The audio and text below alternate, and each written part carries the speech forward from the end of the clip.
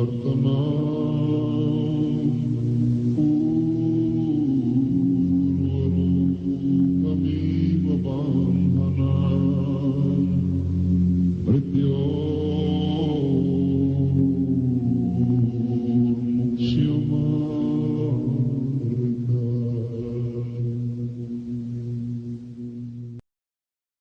just wondering, what points do you think I should stress? I mean, Paul Flynn's report, or should I summarise what's happened, or what would be interesting?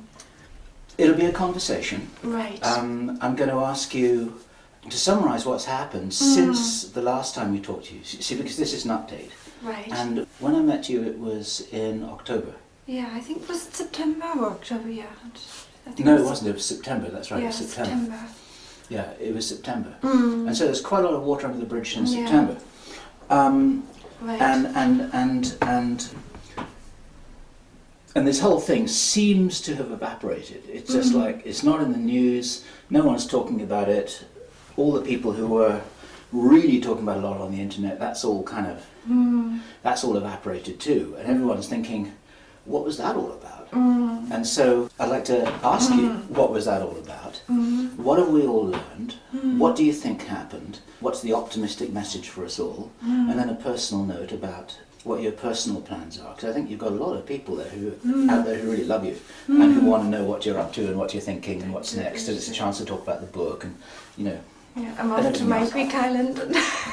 Off to your Greek island. Yes, exactly. So, okay, let's make a start here. I don't even know what date it is. It's the 15th, isn't it? Yes, 15th. Okay, right. So here we go. So this is Bill Ryan from Project Camelot and Project Avalon, and it is the 15th of February 2010, and I'm in a very rustic farmhouse in the middle of Switzerland here, which is where Jane Burgermeister has been staying in her bed and breakfast, having given a presentation to the Zurich ground crew yesterday. We're surrounded by snow. There's an enormous cowbell just behind Jane's head here on the right of the camera. It's all very idyllic and very quaint, and this is a short interview to catch up with you, Jane, to ask you, since we spoke with you last, which was in September last year, feels like a long time ago, what has happened from your perspective, what's happened with you, and what's happened to the swine flu? Well, the swine flu has fortunately disappeared. It's no longer in the newspapers, it's no longer in the media. No, people are no longer being driven or encouraged to take the vaccine to the same degree as a few months ago, when it was omnipresent in our lives.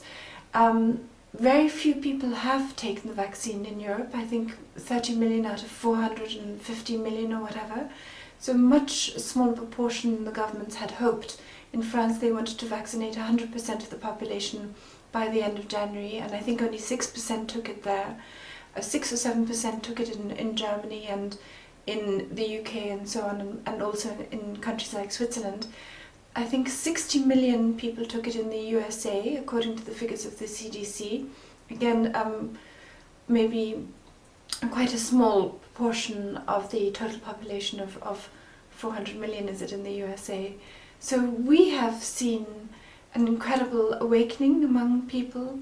They have become aware that the vaccination was more dangerous than the virus, that it contains toxic ingredients, mercury and squalene, and they have passed that information and shared it around with their friends and their colleagues. And people have not gone and taken this vaccination. They have not given in to fears. They have not allowed themselves to be manipulated into taking something that is actually more dangerous than the actual virus. And this has been achieved through the use of the communication and information technology, through the email, through YouTube, through interviews like yours. So I think it's a tremendous event we've experienced, where ordinary people have decided to think for themselves, think critically, examine the facts, and not just to follow authorities, governments, or newspapers and take some vaccine for a non-existent threat. It's nice to have a real victory for a worldwide grassroots movement, isn't it? This is what it is. Absolutely. Even the World Health Organization Director General Dr. Chan said to her executive at the executive board meeting on January the 18th that they didn't anticipate that people wouldn't take this vaccination. They'd invested billions in propaganda, and the controlled media was hyping this virus.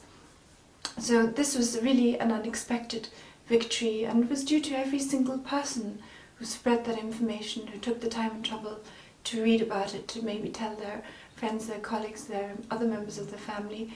So what it has revealed to my mind is the extraordinary intelligence and solidarity of people out there, that they do care about their neighbours, their friends. They are willing to pass on this information, and though it was quite difficult to grasp and quite unpleasant to grasp, they were willing to take the trouble to look at the facts and get to the truth in many, many cases.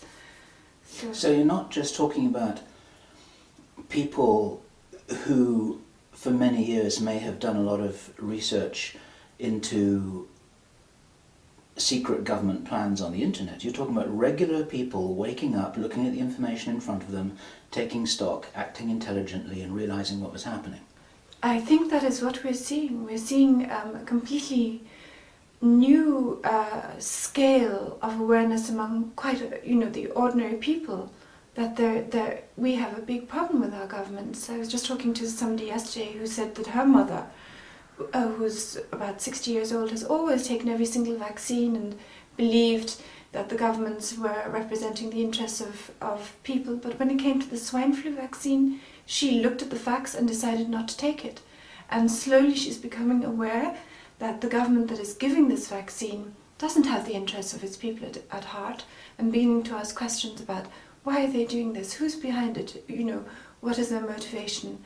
So I think we're seeing in Europe a huge awakening that we have a big problem. We have a shadow government. We have an international corporate crime syndicate, as I call it, who are controlling governments, health ministries, who are pushing this poison onto populations. And the governments have got an interesting problem on the other side, because they've got a population now that isn't necessarily going to be willing to take things at face value anymore. That is something that Dr. Margaret Chan of the World Health Organization herself said. She said we cannot no longer assume that when we say a medicine or drug is to be recommended, that people will actually take it. There's been a tremendous collapse in demand for vaccines among the people in Germany and France, and I'm sure also America, even when it comes to vaccinating their young children against mumps, as a result of the skepticism that has surrounded this whole swine flu campaign. We are seeing the beginning of a tremendous increase in interest in homeopathic remedies and vitamins, in the importance of good nourishing food. So, and a much more critical attitude towards government, as you mentioned. Now, many people will be watching this in America. They may not be aware of what happened in Poland with the health minister there. That's a fascinating development, wasn't it? That was a key development, because the health minister in Poland, Eva Kopacz, is actually a doctor, a family doctor, and she looked at this swine flu vaccine. She saw that it was not adequately tested, and she decided not to order the swine flu vaccines for the Polish people on the basis of the fact that it could be dangerous, potentially dangerous to them. And she was the only health minister of all the health ministers in Europe who made that decision. Even though, if you looked at the facts soberly, objectively, you would think every single health minister would have decided not to, purchase the swine flu vaccine. Her decision not to purchase the vaccine was a turning point, I think, in the campaign. It was quite widely publicized, and it made people aware that there are responsible politicians and doctors who recognize there's a problem with this vaccine. So, what happens next from the government's point of view, if there really is a Machiavellian plan here? What happens next from the point of view of all the activists all over the world who have worked so hard for 6 to 9 months to make sure that something nasty, really nasty, didn't happen? And what happens next with the virus? Are we going to see it again at all? Well, I personally don't think we're going to see the virus. We do know that there are scientists working on trying to make the swine flu more lethal. It seems that whoever released this virus didn't quite understand it, didn't understand that it wasn't going to bury itself in people's lungs and become much more virulent, and that scientists like Bruno Lina at INSERM in Lyon, who's affiliated with WHO, is trying to make it more lethal by combining it with the bird flu. However, many people say, there are many government documents which indicate that the only way they can get a lot of people infected with this virus is by vaccinating them. And if people refuse the vaccines, then this virus is just not going to happen and spread, however much they hype it. If people refuse to take the vaccines, then it's not going to become a major problem. When it comes to the next steps of how we can begin to deal with what's happened, there is an inquiry underway at the Council of Europe Parliamentary Assembly. Paul Flynn, who's an MP for Newport West in Wales, has been given the task of preparing a report on the whole swine flu pandemic, the Pandemic Level 6 declaration, whether it was merited or whether pharmaceutical companies influenced the World Health Organization to make this declaration so that they could then sell these gigantic quantities of vaccine at a huge profit. So we've got a kind of flu-gate here. We have flu-gate, and this report is due to be finished in June. Paul Flynn indicated to me he might even look at the Baxter incident as part of his report. Tell people about the Baxter incident again, if they're seeing this for the first time. Well, in February of last year, about 1 year ago, Baxter contaminated 72 kilos of vaccine material with the live bird flu virus in their facilities in Orten-the-Donau in Austria. And this nearly triggered a global bird flu pandemic. And there are many reasons to think that this was deliberate. The main one is that biosafety level 3 regulations have to be used in when anybody handles the bird flu virus, and this makes an accidental contamination almost impossible. I filed charges and the police started investigating, but they dropped the charges at the end of September, just before the mass vaccination campaign and just before Baxter sought approval for its Selvapan swine flu vaccine. And I asked to see the files, to see the basis on which the state prosecutor of Korneuburg dropped the charges, but I was refused access to the files. So I emailed Paul Flynn and asked him whether he would look into this matter. He, by virtue of his power as a member of this PACE body, could probably force the state prosecutor to hand over these files or even question executives to get to the bottom of this incident. I think a proper inquiry will most likely show that it was a deliberate attempt by a pharmaceutical company to trigger the very pandemic that they then profit from by being able to sell these pandemic vaccinations in gigantic quantities. Are you optimistic that the inquiry will really research and publish its findings honestly, or is there a possibility of a whitewash here? Well, I think if Paul Flynn simply documents the facts about how toxic the vaccine is, that it was only given to people because special emergency regulations were in place that allowed these untested vaccines to be administered. If he documents the facts that we could have been forced to have taken this vaccine under the international health regulations, that there's a military-style management of the pandemic was planned, and indeed in France came within a few days of martial law in December. Nurses and doctors were requisitioned and forced to give this vaccine to people in vaccine centres. And if he documents all of this, as well as Baxter incident, then that will be enough to create an explosive report, which will then be sent to 47 parliaments in Europe, also to Switzerland, to the Ukraine, to Russia, to the countries that don't belong to the European Union. They will then have to consider this report, and I think if they investigate and look into it, And it could well come to a series of arrests and scandals in each country. The media, as we know in the meantime, is totally controlled, of course, by the pharmaceutical banking group, the shadow government. People like James Murdoch, the son of Rupert Murdoch, who's, I think, in control of the News Corporation's European arm, sits on the board of GlaxoSmithKline, which produces the pandemic vaccine. Thomas Gloser, the CEO of Reuters, sits on the board of Merck. So the media will not be telling us about all these dramatic developments, these investigations or whatever, but behind the media screen, we could see tremendous numbers of arrests and renewal and changes in our government on an unprecedented scale, because the facts alone are so shocking. So a lot will depend on what Paul Flynn includes in his report.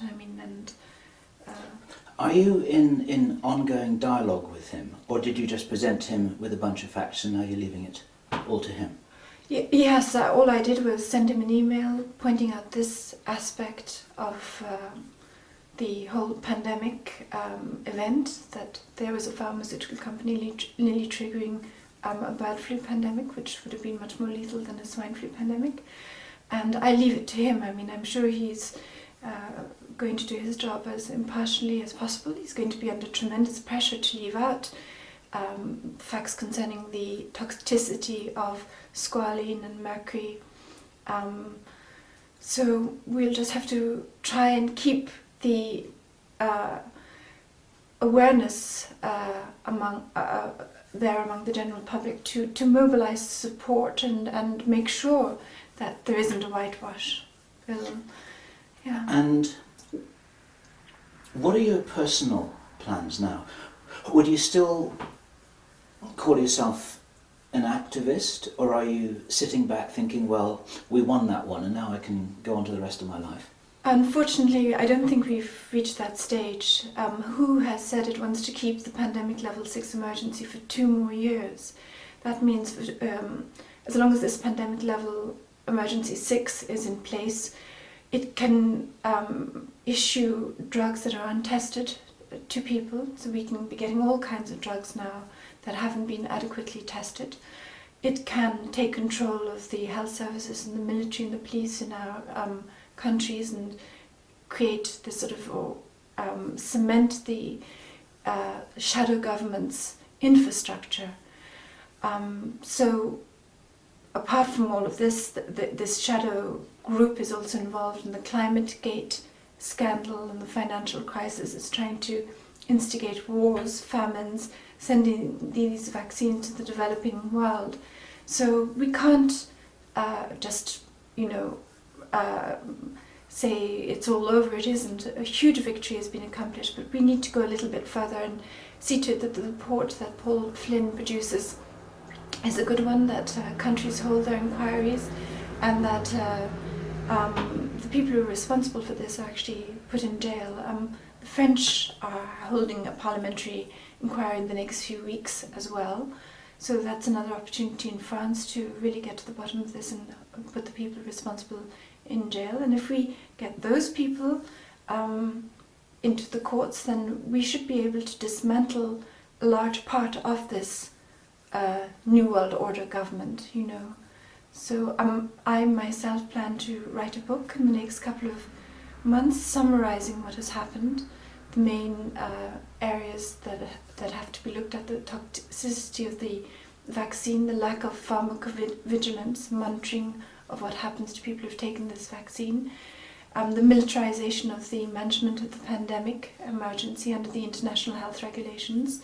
And I've already completed 1 chapter. You can download it on my website, The Flu Case. And so that's what I'm going to be doing in the next few months, and then just following what happens with this report, how it's handled and dealt with, and try to make sure that we really bring the people responsible for this to account. What kind of feedback have you had from around the world? Because you've been very much of an icon in this grassroots movement. I know that was never your intention, but you've become an icon. What's it been like suddenly becoming so well known all over the world? Well, I have to be honest and say I've been quite busy because I was doing the website and giving talks and so on. So I haven't really had time to reflect on that side of things. And for me, the most amazing thing has been the number of people who were willing to get involved in every single country. Groups appeared, people were willing to pass on this information, set up websites, set up blogs, go out into the streets and hand out leaflets. Hundreds of people here in Switzerland were involved. I think they mentioned Verstand Schweiz set up a blog. So it really is a grassroots movement. I don't think, maybe I was perhaps one of the first people to present this sort of information as a whole, but there have been so many people involved in this. Doctors like Dr. Rebecca Carley in the USA, Dr. Joseph Merkele, Dr. Robin Falkov, that I think we can really say this was a genuine grassroots movement. This was a victory and success achieved by ordinary people all over the world, acting according to their conscience, taking the time and trouble to get informed and to inform others. And this is the amazing thing, to see the goodwill and the intelligence of so many people at work. Message then of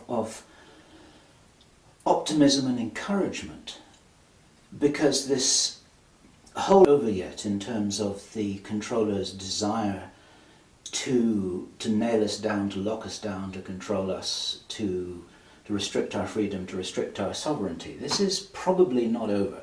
Let me say that.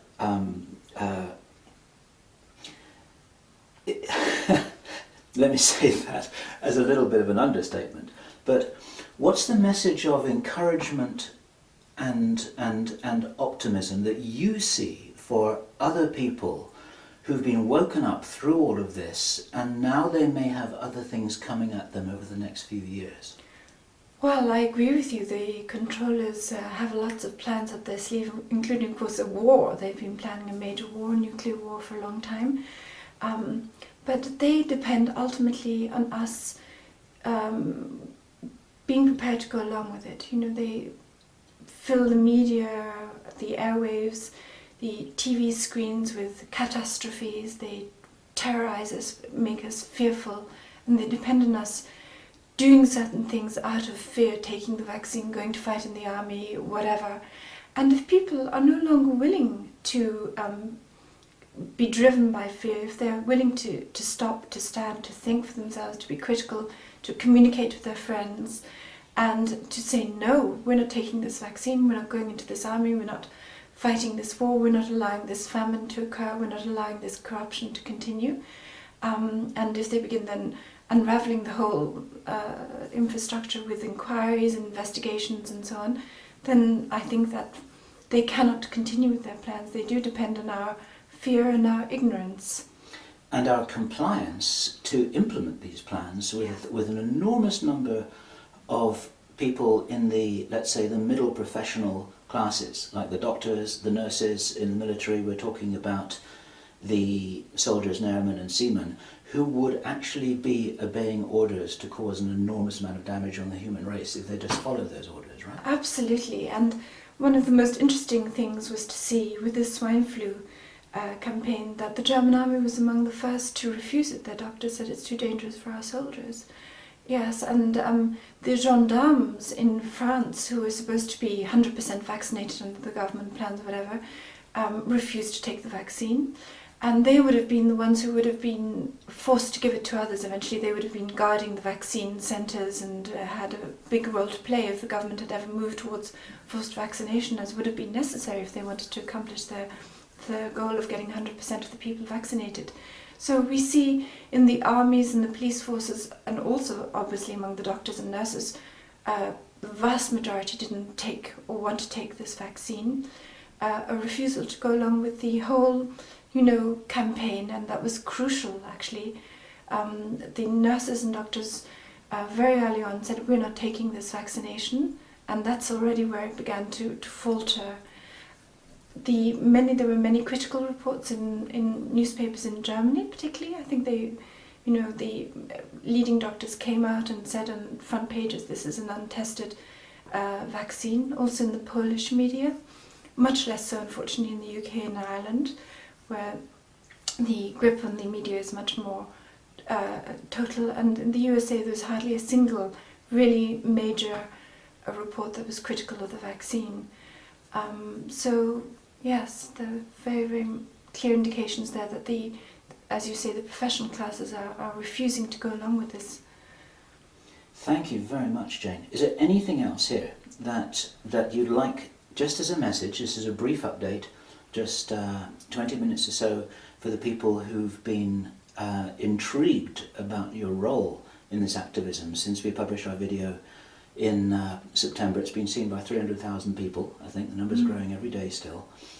And it's basically the opportunity for a message to them, a message about how they can take this forwards, because we're not trying to create an organisation here, we're trying to empower other people to take whatever action, to express whatever views they feel that they should, and to have the courage to do that as we move forward, right? Yes, I mean, I think that the internet, the new communication and information technologies are providing people with tremendous possibilities to become informed about what's going on and to take action and communicate it. I think we're moving into a new era, I believe, of personal sovereignty, where people take responsibility for their lives, get involved again in political decisions and economic decisions, and work together towards shaping a much better world. And this will be possible as soon as we've just removed this shadow government or whatever from power. Within 1 or 2 years we could see a completely new era starting, where people once more can live in dignity and freedom, in peace and prosperity, and there's no need for anybody on our planet to be hungry, to be in need, to be oppressed. And this vision of a truly peaceful, prosperous, free globe is within our reach, I believe. That's absolutely wonderful. Thank you. That's a beautiful closing statement. Okay, so Jane Burgermeister, let's catch up with you again later on this year, and we'll see how things are rolling on. I share your view that this optimism is well placed. I think we need to stay vigilant, and there's a massive opportunity to learn from a very successful experience, from a grassroots movement, and you've played a huge part in empowering and motivating and fueling all of that. And so I want to thank you for that, because you've done an enormous amount for the human race here. And I'd like to thank you too, Bill, for all you've done to help get this message across. So thank you. All right. Okay, so we finished? That's great. Okay, great. That was quite painless. And now I can see that you very, very intelligently moved out of the way of the camera so that we don't capture any more outtakes. I mean, do you want to sit there a little bit? Or? No. It's not my role here. Okay, well that was quite painless. That was beautiful. That was a good job. Thank you so much. Okay. Considering a lot of people we're freezing, and you know. A lot of people would appreciate that. Now we can get warm. Yes. Right. Okay. Beautiful, Jane. Hey, okay. Thank you. Yes, and thanks to you, Bill, because really, you know, without your video, that really started kicking the whole thing into place. I feel it made a big, big difference, really. We're working and then, you know. We're all working as a huge. Yes. It's an international, global team with people who will never know, will never meet, will never know their names. Yes. And we've all been working together on this all over the world. This is the human race here. And this is what I think is so fantastic. It really is a joint effort. It really was people getting together, people like Goya going out and handing out leaflets, and Ruth, and a tremendous amount of individuals getting active and showing all their goodness, to be honest, because it's a... Yeah. I was amazed at the personal energy. As you said, just regular people, just leafleting, talking to people in the streets, doing what they could, emailing their friends. Yeah. And you have to bear in mind it was a very unpleasant topic, so normally people just don't want to hear about these things, they just switch off. And they didn't. They actually were willing to look at what was really very ghastly facts and, you know, face them and pass them on. Face them and deal with them. Yeah. And I agree with that completely. This is this is what gives me so much hope, the fact that it's not just the so-called usual suspects who got up and started saying things on the internet. It was people who never said anything before about anything suddenly started to become active. Yeah. And I think I was talking to Christian Coton in France on the TV, on the phone, and he said in all his 20 years of activity at the internet in France, he's never seen anything like it since June, when the swine flu began to be debated in France.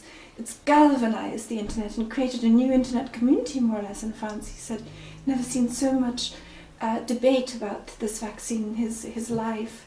I think France has been transformed by this, because before that they didn't really have so much of an alternative media and internet community, and now they've created one over this issue. And there was, I think, one video where just a few doctors gave their views on the vaccine, Marc Gérard and so on. It also had almost 1 million views or something like that, you know, so it's a huge thing. Yeah.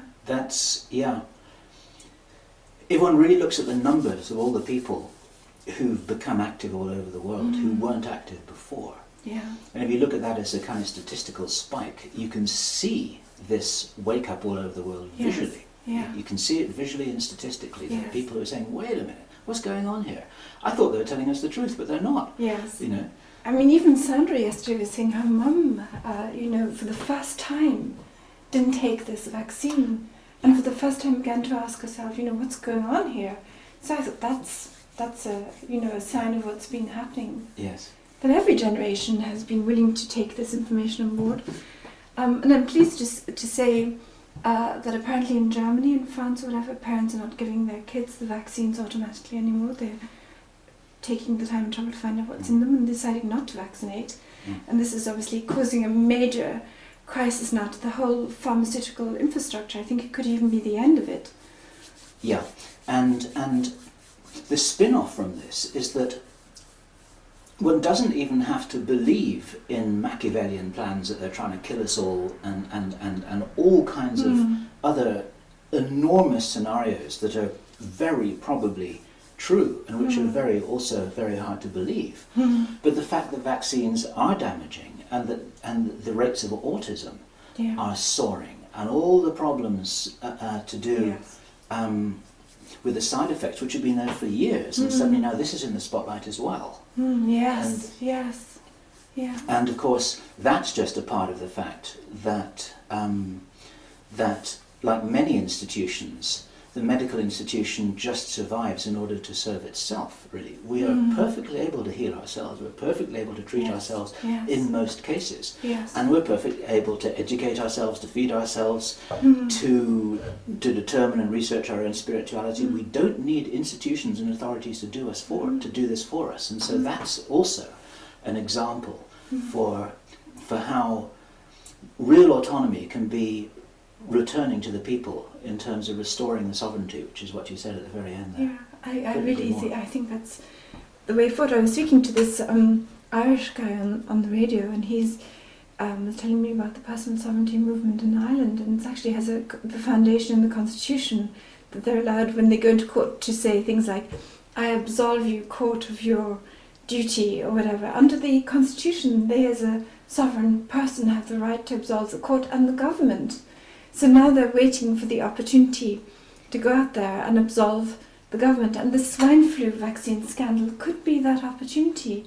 And if it goes eventually into the Irish Parliament, and there's such an overwhelming evidence that now huge numbers of people have been damaged through this, because half, I think, a large proportion of the Irish took it, then this could be the point where enough people get together and say, we absolve the whole government of its responsibility, we're reconstituting a new government. And they can do this under the constitution of Ireland. So that is something which I didn't know about. That's very interesting. Yeah, they don't want people to know that you as a sovereign person under these constitutions have all this power. Yes. You have power and rights and ways to do things, and they don't want you to know. Yeah. I was amazed at she was explaining, you know, that you can actually. There was this guy who was due to get a fine in court, and he said, according to the formula that you have to lawfully say, I absolve you as a free sovereign person of the court of its duty to blah blah blah, and the court had to dissolve. and the judge couldn't give him the fine. It's like saying magic words. Yes. And suddenly the guy walks out of the door. Yes. Because ultimately they are constituted by our giving them the authority, and if we rescind that authority, they have no rights. Yes. Apparently the government's terrified of this little group of people. It's growing all the time. They're spreading the word that you as a sovereign person can dissolve the whole government, kind of thing. Yeah. And so it's like a legal constitutional way of saying I withdraw my approval and agreement from this whole thing that's happening around me here. Yes, apparently under the constitution, you as an individual are the sovereign decider. You give power to the courts, you give power to the government, and you can legally withdraw the power you've given to the courts, and you can withdraw it from the government, and you have to say a certain formula, and that means that you have dissolved this entity, that it's not above you, it's actually below you according to the Irish constitution, and you can dissolve it if it no longer serves your purpose. That's an inspiration. And the other thing he said was, that the governments in Europe are actually corporations that, like the Irish government and whatever, are actually corporations listed on some stock exchange. I mean, I haven't looked into this, but that means they're also liable for all the debts, because Ireland's huge debts now, because the government has taken on board all the Anglo-Irish debts just to get the country into debt and get it bankrupted, and they can then, with all this money that they get from the taxpayers, banks like Anglo-Irish can buy up everything. It's all about the centralisation of assets. Yes, it is, absolutely. But apparently that legally they're a corporation and they're only liable for their debts. So the people of Ireland can legally get together and say, we don't accept any of these debts because you, the government, are not the same as us, the people. We are the sovereign people, and you, the government, had a role to play as long as we allowed you to play that role. This is the role you gave yourself, and you're liable for the debts, and we have nothing more to do with you. This is the perfect solution. And then, as for the future, we were thinking, apparently under the sovereign Irish principle, everybody's entitled to the land. There's no reason why you can't have part of the land.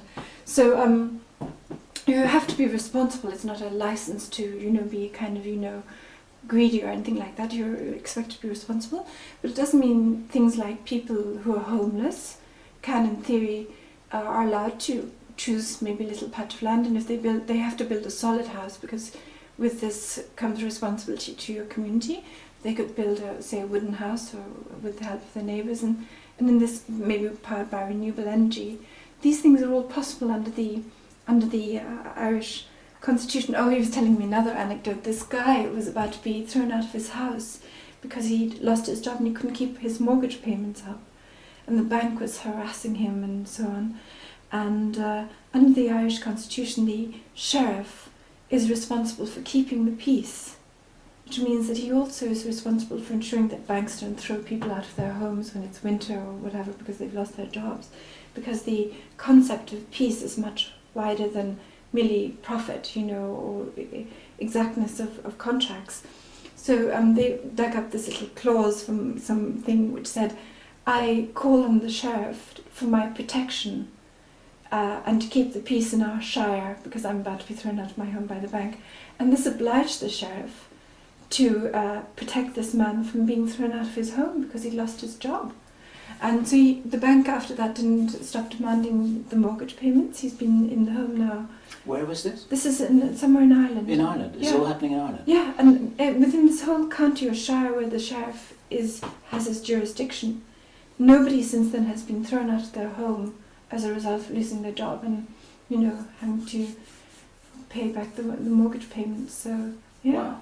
There are a whole bunch of people in America who need to check that out. Well, even I would say the whole world, both Scotland and the UK. Yes. Switzerland's in a better shape because they have direct democracy where they vote on issues. They don't have the two-party system.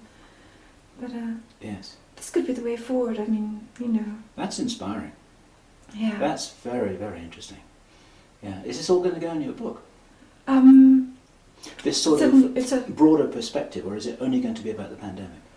What I was thinking of doing is a second book, you see, the first one mainly about the pandemic, simply because I wanted to get it finished by a certain date so that it feeds into this whole report process and puts pressure, to be honest. And that's what people want, and then you can follow it with like the bigger picture. And Yeah. the second book is what I was thinking of would be showing our way out of the whole thing, you know, solutions like personal sovereignty, renewable energy, and so on, and how we can rebuild our societies, you know, how homeopathy.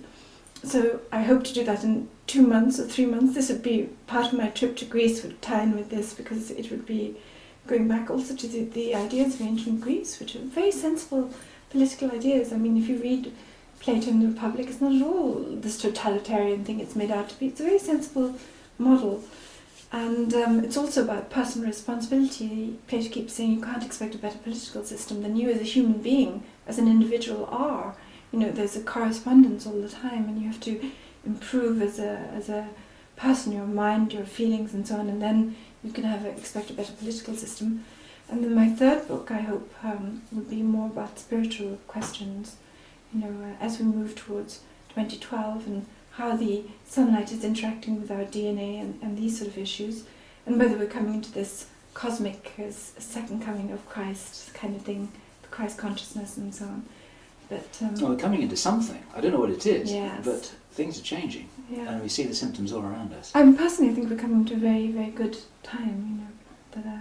And I think it's almost too late for these people to implement their plans, because of these changes. You know, the sunlight is pouring down on the planet, of boosting this awareness, and without the fear factor, without they can't do it. And if they're being undermined everywhere, in ClimateGate, in the Iraq War inquiry, Timothy Guyton is almost in jail for his role in, you know, the AIG swindle. It's going to be very difficult for them even to start World War III and get away with it, you know. You know. And they're really trying to rush this stuff through, using all the force and propaganda and financial pressure that they can come up with. But if that's all they can do against the power of consciousness, then actually it's all over already. In terms of the fact that they haven't got a chance. I mean, what is revealed is just how deluded these people are. I mean, who's sitting there saying we want to keep this on for 2 years, the pandemic level emergency 6, actually seriously saying this, you know, at the inquiry at Pace in January, I think the 26th, Dr. Keiji Fukuda actually said that. I mean, everybody was sort of, you know, couldn't believe it. So they're living in another universe, and they still have the levers and power, unfortunately, and in their delusion they can still wreak a lot of havoc and maybe start a few nuclear wars. You know, I'm sure they're thinking in these terms. But, according to information that we have, they're still trying to do this. Oh, absolutely. I don't think they will succeed. I really don't think they will succeed. Yeah. But they're trying. But it's all building up to quite an interesting sort of an interesting climax here. Yeah. It's very, very interesting. So what they really need to get going is this war between Israel and Iran, because then they can get Russia and the EU in, because Russia's given Iran a lot of nuclear weapons and uranium. I knew somebody in Vienna who worked for the IEA. He was a cost-free expert sent by the American government, and I think these are usually CIA officers, though he didn't tell me this, you know, we just met socially. And he was responsible for monitoring the Iran nuclear program for the American government, and then he went back to Idaho, where they have this big nuclear research base, and Lockheed Martin, it's all interwoven, also working for the government. And I asked him, frankly, a couple of years ago when he came back to Vienna for a conference or a trip or whatever, did he think Iran was building a nuclear program for war purposes? And he said no. He said he didn't think so. He thought it was just a civilian program. But of course, they could be getting missiles, you know, from China or Russia. Russia's given them the equipment for their civilian program, and I think they want to get the EU involved. The EU, under the Lisbon Treaty, can now technically in the EU, if they declare war, people can be forced to serve in the EU army. Few people know that. I didn't know that. No, it's terrible. With the Lisbon Treaty came conscription. Really? Absolutely. This is one of the sticking points why the Irish voted no the first time round, and they were given the concession that they don't have to serve in the army. And people are not aware that they could theoretically end up having to serve in the EU army. The Lisbon Treaty creates an EU army, creates a general staff, the whole infrastructure for an EU army. Then, of course, now we have this commission, and Baroness Ashton is the foreign minister of the EU, and if she declares a war, every single foreign minister within the EU is obliged to back her up. It's called solidarity principle or something like that. So they're not allowed to say, we don't think this is a real war, we're not bothered, you know. They're actually obliged legally by the Lisbon Treaty to give their support to her if she says, you know, we're declaring a war. And if she does do that, it is theoretically possible to start conscripting people. So you just imagine they start in 9/11, they attack Berlin, a little mini nuclear bomb, they say, you know, Iran did it, and we're in a war situation. They can try and clamp down the totalitarian grid, because in the EU Lisbon Treaty we're in a police state basically, and then they can start trying to conscript people. Although we're not aware of it, we're sitting now in a totalitarian trap in Europe. And but their dilemma is now that they've lost all credibility. That if they can't get the people to believe the nuke that's gone off in Berlin or something is really from Iran, and they can't get enough people to go into the army and obey these laws of the police to arrest people, and the whole thing is going to collapse. And I think this is their difficulty. That is worth paying attention to. And presumably you're finding out about some of this stuff because you've got contacts into Ireland, because you've got Irish blood, haven't you? Yes, my mother was from Ireland, and that's why I was following the Lisbon Treaty, and that's why I knew why the Irish voted no against the Lisbon Treaty. Right. You know, because when they were asked to vote on the Lisbon Treaty, they were not given the actual treaty, they were just given 300 paragraphs which amended other treaties. And the EU actually forbade these paragraphs to be printed beside the original treaties. People couldn't see exactly what was being amended. But the Irish, being the Irish, went out and found all the original treaties and put the amendments beside it and printed their own copies, and then tried to figure out, you know, because you're just seeing the legal text and small changes in wording to many, many legal paragraphs and text, so you have to figure out what's actually behind all of this. What are they actually, you know, achieving with all these things? And then they eventually worked out that behind all of this is this totalitarian superstructure with an EU police, an EU army, allowed to shoot protesters under the current laws, and so that's why they voted no the first time round. And the Irish police were patrolling the voting station. So the first time round, every single ballot box was guarded by the police, taken to the polling station by the police, taken to the counting office by the police. Every ballot that was taken out was being watched by about 10 people. And this second vote, there were no police in sight. Police had vanished. Their ballot boxes disappearing and reappearing and so on.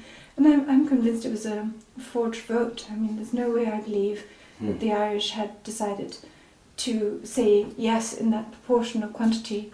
You know, the Irish were the only ones who were allowed to vote on the Lisbon Treaty, because under their laws, I think the judge, there's some clause in their law or whatever, which says that if there's a treaty that so materially changes their basic civil rights, they have to be allowed to vote on it. And the Lisbon Treaty basically abolishes all our civic rights, you know. And so that's why this triggered this law, which obliged the government to vote on it, because they didn't want to vote on it either.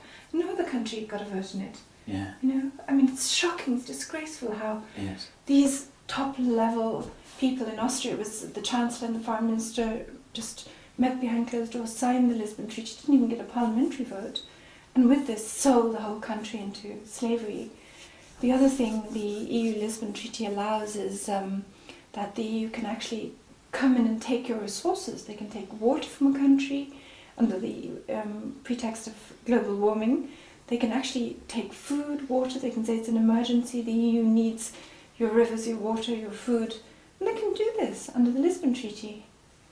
That's so interesting. It's really interesting in the light of what I was talking about yesterday, actually, that the plans to put these heavy control structures in place, just brick by brick. They're still trying to do it. Already there. Now with the Lisbon Treaty, I think they've put the structure in place. Now the dilemma is they can't implement it because the people are not going along with it. So they're not quite sure now, can we get away with it or can we not get away with it? if we, get our nuclear bomb going up, will they believe it? First they have to build up a plausible narrative, get the war starting in Iran and Israel. Yes. Then it might be plausible that some Arab terrorists, wants to attack Europe, and then they have to get some sufficiently gigantic thing going to get people terrified, and then they can't be sure that the people are really going to go along with it. And the more it drags on, the more behind schedule they become. Yeah. The more likely they are to make mistakes, the more likely they are to do something that's so crass that people will just see, wait a minute, why are they doing this? Well, I think the problem with it was with the swine flu. They originally, it was all planned for the bird flu. The global pandemic management system was designed for the bird flu. Yes. The Baxter was the attempt to start this global pandemic. It was very much like that story I told yesterday about the B-52 bomber that flew from Minot Air Force Base down to Baxter in 2007 with the nuclear missiles on it, and then nothing happened after that. Yeah. But it was meant to. Yeah, and then, then they were in the dilemma a few days. After I filed the charges, frankly, then appeared the swine flu, because they obviously decided they can't get away with the bird flu. Too much evidence that they're up to something. Then appears the swine flu out of nowhere, but they had a problem that the virus that they released, they misjudged it. That they thought they'd released a very virulent form that was going to bury deep into people's lungs and create all this, shocking damage very quickly. And it didn't. It became milder and milder and milder. Yes. They've been working on it really hard, trying to get it more lethal, and they haven't quite managed it. And so we've been very lucky, Bill, because if they had got a lethal thing going, there wouldn't have been the atmosphere in which information about the vaccine could spread. And even the mutations haven't materialised, have they? Receptor binding domain 225G, I think, yes. Which Henry L. Nyman talks about. That's what was affecting a lot of people. Not a lot of people, but an alarming number, an alarming small number of people in Ukraine is the thing that went straight to the lungs, and people were talking about the Ukraine plague and stuff. But that fizzled out, didn't it? Yeah, I don't know what's happening. We're getting a lot of help from some place, Oh yeah. That they're doing their best to get all these things started, and they're just not working out. It's just not working out. Fizzling out, not quite working. And then, of course, the big problem they've had now is that there's no way people can see why all the government should take these emergency measures when there's absolutely no pandemic. There's no swine flu, there's no sickness, there's no illness, there's no proportion. It becomes obviously a propaganda thing, and so if they suddenly explode a nuclear bomb tomorrow in Berlin and say it was Al-Qaeda, who's going to believe it? Hardly anybody. This is the fourth or fifth time you've mentioned the nuclear bomb in Berlin. Should my friends in Berlin get worried? No. I'm just thinking if I were them, I'd realise they really have to up the stakes. That's the kind of thing they've got to do. They have to go really away from just a shoe bomb or whatever. They have to really go for a major thing. Yeah. And I think they have to go for Europe. They have to try and get the EU fighting in the Middle East or against Russia or against China, and bring the really major power blocks into play. Eurasia. China, whatever, and they need to do it quickly. And I don't see what other options they have than, say, major, nuclear bomb attacks within Europe or the USA. That's quite strategically astute. I can completely understand your logic. Yeah. So it might not be Berlin, because Berlin would probably not be a good place. It could be any. I don't think it's going to be Vienna, because that's where half of them are the Habsburgs, Illuminati. So. But it could be, Stay in Vienna, you'll be safe there. But really what you're just saying is that they might do, is that you think there might be a false flag event in Europe somewhere in order to mobilise the European people, because they're not really properly on board yet. I think through this swine flu, they have always counted on the Europeans going along with it, kind of thing, and being ignorant, and now they've realised that there's a tremendous skepticism among the European population. Even the German army won't go along with taking the swine flu jab, and they are losing control of Europe, and then they'll be asking, how can they get back that control? Will the false flag operation arousing fear work? Will they be able to get the Europeans into a fear mode? Will they accept totalitarian rule on the grounds that they've been attacked? And I don't think so, Bill. I don't think so either. I don't think so. I think it's not plausible enough anymore. There are a huge number of Europeans, just regular Europeans who are looking over the Atlantic at America, and they don't buy the 9/11 story. Oh yes, yeah. More Americans buy the government 9/11 conspiracy theory, because it's their conspiracy theory rather than the fact of what happened. But from people who are outside of America, this all looks very transparently obvious. Oh, absolutely. Yeah. It's been featured in the mainstream media and on television programs all over Europe and the rest of the world. Yeah. People really know about this stuff. Yeah. So they've got a bit of a job on their hands, haven't they? I mean, I think that until quite recently, Europeans did think that Europe is different, the EU is different, blah, blah. Now they're realising it's controlled by exactly the same group, you know.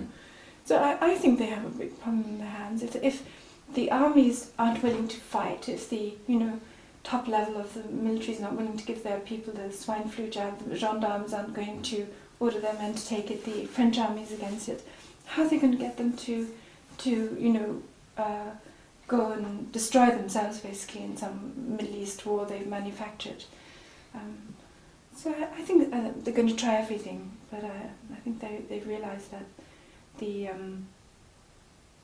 belief that people had that this is really what's happening has gone. They realise it's a pantomime theatre, more and more. The Pantomime Flu. Yes. That would be a good book title. Yeah. It's a good one. Yeah. Okay. Wonderful. Okay. Thank you so much. This has been a great audio interview right at the back of the video interview here. I'm delighted. There's some good material here that you shared with people. This is very important. Yeah. This is very important. This is very important. See, it didn't come out about the Lisbon Treaty as usual in the mainstream press, but I just happened to be following it because of your Irish connection. Because of my Irish connection, and I realised that the only block to the implementation of the Lisbon Treaty was this Irish vote, and if they had voted yes 1 year ago, we would already be under the Lisbon Treaty. I would never have got to the point where I could have set up my website. There's an EU police that can come and arrest you in any country where you are, and they don't even have to give a reason to the judge. Really? Yes. People don't realise that. There's an EU police that can come, knock on the door in the middle of the night, take you out, bring you wherever they want to bring you, and they do not even have to report it to the local police under the Lisbon Treaty. On any pretext of suspicion or something that they say, and yes, then that's whatever law they have. They don't even have to give the local police a justification for why they've arrested you. They operate completely independently. This was set up under the Lisbon Treaty. You can be sure that 1 year ago they would have already begun implementing it, but of course it only came into force now in December, after the Irish voted, just at this point where the whole public opinion of Europe is turning against governments and also the EU. The EU regulator, the European Medicines Agency, which is 2/3 funded by the pharmaceutical companies, and subordinate to the Business Commission, or the Economics Commission of the European Union, not the Health Commission, but the Business Commission, was one of the main perpetrators of this crime, you can call it, because they allowed these vaccines to go onto the market and circumvent all the clinical trials for safety and efficacy.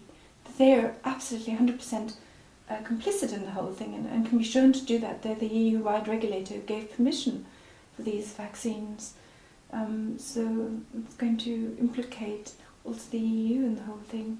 This is an important package of information actually for all of the European viewers and listeners here to really take on board. They've got to dig deep into this. So thank you for that. Yes. This was something I didn't even know we'd be talking about, and it's fascinating. So it's not quite over yet. Not quite. No. It's really, I think, a question of mobilising public awareness for the next few months, Bill. I think if we get to June without a major catastrophe in September, then I think the awareness has been so exponential that there's no way they can do anything. If we can get through this year, we'll be out of the woods, I think. Absolutely. I think even through this half year, I just feel from summer it's going to be much easier for us. We're already we'll be out of the woods. A lot of people listening to this will also be waking up to the fact that they have to do something themselves. They're here for a reason also. They need to mobilise in whatever way is right for them. That's my message for them. Yeah. Wonderful job you're doing. So thank you again for everything you've been doing here to raise public awareness and make sure that these things don't happen. This is why we're all here, you know. This is why we're all here to do this.